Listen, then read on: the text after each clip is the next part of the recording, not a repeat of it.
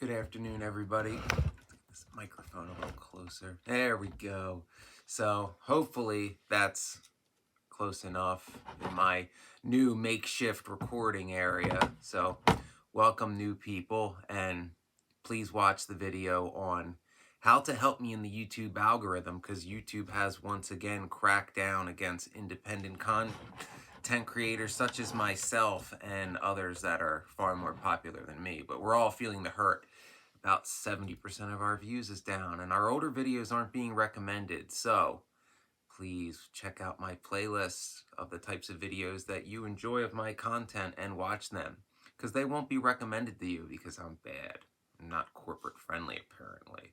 Even though I've been dressing nicer. Well, from the waist up. You don't know. I may not even be wearing pants. Alright, so what I want to get into today is some common reactions that you're going to get from a narcissist. Like, what are some common reactions that you'll get when someone that you suspect, or and a lot of times straight up know, is exerting narcissistic control or narcissistic abuse on you? What are some of the common things you can expect to happen in that situation and how to deal with it? So the first being, one, the narcissist will say it didn't happen. The typical rewrite history. You'll remember something, other people will remember it. The narcissist also remembers it, but they don't want it to be real because it's something they can't explain away.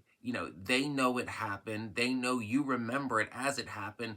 And in most cases, they know somebody else was there to witness it as well. So they can't explain that away. So they'll just try to rewrite history. Like, well, that makes me look bad, so it didn't happen. Anything that makes me look bad or that people remember that can make me look bad, we'll just rewrite history and say, that didn't happen, so I don't have to worry about it. And the best thing you can do in this case is bring up proof that it happened. There may be obviously witnesses that also saw this go down, that also remember this event. There may be pictures, there may be video given on the situation. Like if something happened, at a wedding or something, there's usually video. Graduation, things like that, that can be more rare. Well, it is more rare, but there's certainly going to be some kind of evidence in most cases that this event that they're saying didn't happen did in fact take place, and bring that up and see how they explain that away, because that didn't happen. There's one other thing. It's like, well, here's exhibit A. What now, narc? They usually, the next they'll go to is, and if it did happen, it wasn't that bad. So, oh, well, that never happened means, that event never took place. You know, the next step is they'll admit, well, it did happen, but it didn't happen like that. Like they'll try to whitewash what actually happened. They'll only admit, minor points and try to downplay the severity of their abuse.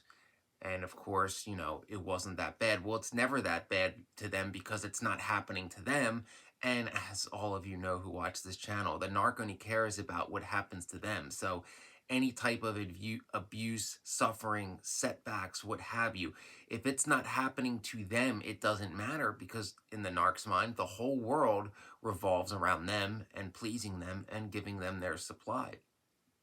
So in this case, when they say it wasn't that bad, bring up exactly and don't hold back about how it made you feel, exactly all that you went through and how that abuse continued to be a struggle for you. And keep in mind too that they don't get to tell you it wasn't that bad. The level of severity of suffering that you undergo through any type of abuse, only you can attest to its severity, nobody else, because you're the one who lived it. You're the one who felt it. I dealt with that in my civil case for the bullying and hazing and retaliation I underwent. I was told by a member, a high-ranking member of Arlington County, oh, well, it wasn't that bad. And fortunately, I had witnesses who were there that said, like, well, how can you say that? Like, you weren't there. You didn't live through it. We did. Bam, that shuts that down. Next, they'll be like, well, even if it was that bad, it's not really a big deal. in this part, they'll say, yeah, if it's not really a big deal, meaning like, well, it happens to everybody. It's just something is what it is. This is where the platitudes come out. This is when they'll try to normalize abuse. They'll try to rationalize it as normal as, oh, well, it happened to similar things happen to other people. So what are you complaining about? That's the tactic they'll go to here. They'll go to the well, or they'll go to the well, you think that's bad, so and so had it this bad. And that's, when I explain broken is broken. If you take a plate, you break it into 2 pieces, it's broken. If you break it into 10 pieces, it's broken. It doesn't matter. Broken is broken. That's something the narc will try to deny and be like, well, it could have been worse. It always could have been worse. And in response to this, you have to let them know just what a big deal it was, that this behavior is not normal, that it doesn't matter. Something can be, prolific, popular even, and still be wrong. Just because something is prolific and relatively common doesn't excuse it, doesn't make it okay, doesn't make it, not a big deal. That's what all abusers do in any situation. They tried to do that to the actors who spoke up about sexual abuse and exploitation and all that a few years ago in Hollywood. Oh, all you young girls have to get naked. It's just part of the thing. It's no big deal. It's easy to say from, some coked out middle-aged alcoholic sitting behind the camera who never actually had to do it himself. Yeah.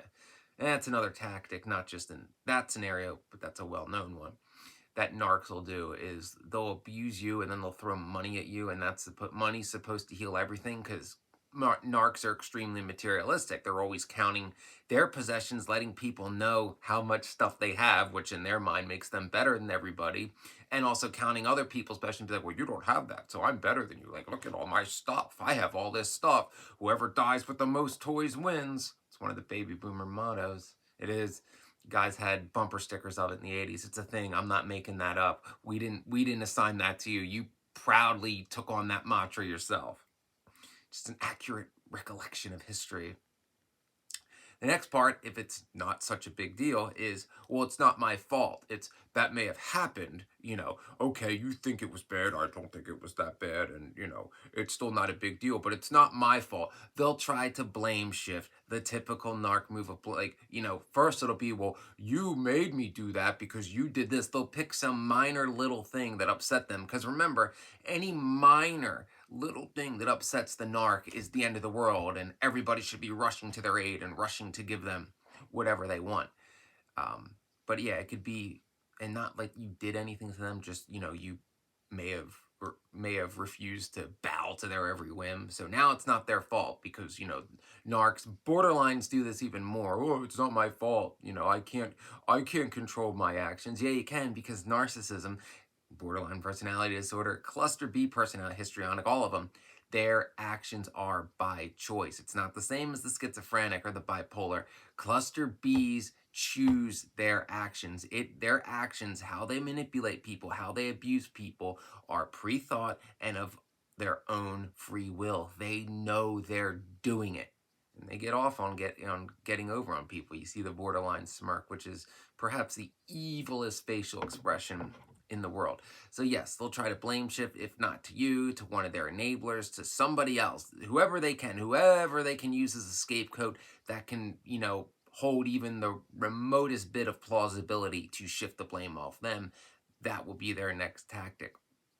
In this scenario, remind them that their actions of their own free will. Remind them again exactly what they did, and then ask them why they chose to do that, because they're in control of their own actions. If, for say, a narcissist, goes on a big rant at somebody's wedding, it's like, well, why did you chose to make yourself the center of attention? Oh, it's not my fault, I was drunk. You chose to drink that much. Remind them of all the choices that they made of their own free will that led to that event, to that abuse that they can't explain away.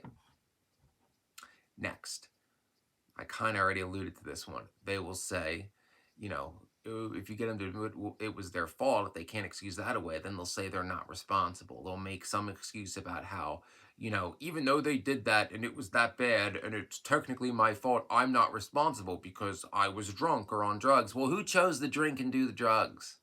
You know, yeah, they'll try to say they're not responsible for their actions. They'll make some excuse about, how everybody else, you could be 30 years old and the narcissist will try to hold you responsible as an adult for something you did when you were 10, 20 years later. But for them, in their 50s, 60s, doesn't matter. They're somehow not responsible for any of their actions ever and they get a free pass. Why? Because they say so.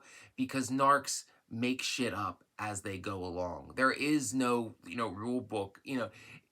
There's people that think the rules are different for them. Like, well, these are the rules for you. These are the rules for me. Narcs, it's even worse because they're making it up on the fly. You don't know what they are day to day. That's why I say dealing with narcs is even worse than dealing with a cult. Like, if you deal with something like Scientology, I don't know all that much about it, but they have some pretty messed up rules, but they're written down. You know what they are going in. With a narc, they make that shit up on the fly. It could be, they contradict themselves day to day, sentence to sentence even. It's maddening. So they will try to shift responsibility off of themselves and try to, say how they're never responsible for their actions. They'll make up some excuse about some medication they're taking or, whatever, I had a headache, whatever minor thing they can. Because like I said, while you're always responsible for things that you didn't even do, or things you did as a child, as an adult, they're never responsible for anything. And a way to deal with that is bring up that double standard. It's like, wait a minute, how was I supposed to be a responsible adult at 10 years old? Now you're here well into your 50s, but somehow you're not responsible for things you chose to do of your own free will. See how they respond to that. And finally, if you get this far with them, well, that all may be true, but you deserve it. Yeah, you deserve the abuse because you are not the good little victim who just bows down to the narcissist. Like, yes, I will do what you want. I am here to serve you. I exist only to serve you and make you happy. That is what the narcissists want. This is particularly true in a narcissistic relationship. As I said, if you are in a romantic relationship with somebody with a cluster B personality disorder, be it narcissism, borderline personality disorder, histrionic personality disorder, they are not your partner. They are your master. That is a good video I made that you should go watch. It is in my playlist. YouTube will no longer recommend it. They were, because I'm bad.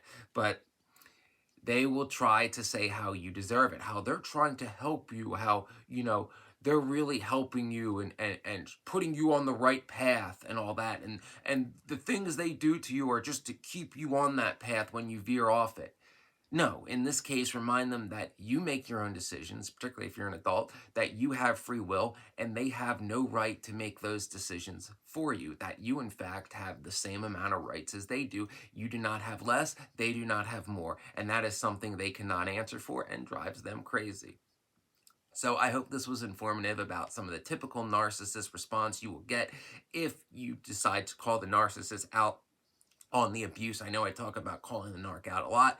Here's some typical responses you will receive, and here are some ways to deal with them that will make them not be able to explain it away. So I hope this video was helpful. Please like and subscribe. Click the notification button to help me in the algorithm, because YouTube is not my friend anymore, apparently.